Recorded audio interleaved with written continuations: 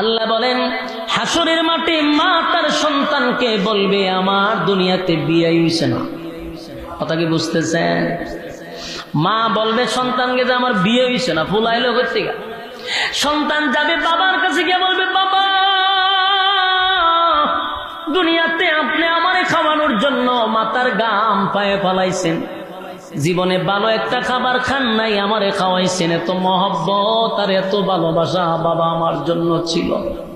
এই দেখেন আপনার সন্তান আজকে মাত্র একটা নেকির জন্য আল্লাহ ঘোষণা করছে আমার বলে জাহান্নামে জ্বালাইব। এখন যেহেতু আপনি আমার বাবা আর এত কষ্ট আমার জন্য দুনিয়ায় করছে, বাবা আজকে কঠিন মুসিবতের দিনে বাবা হইয়া সন্তানকে মাত্র একটা নেকি দেন, আমি চিরস্থায়ী জান্নাতি হয়ে যাব।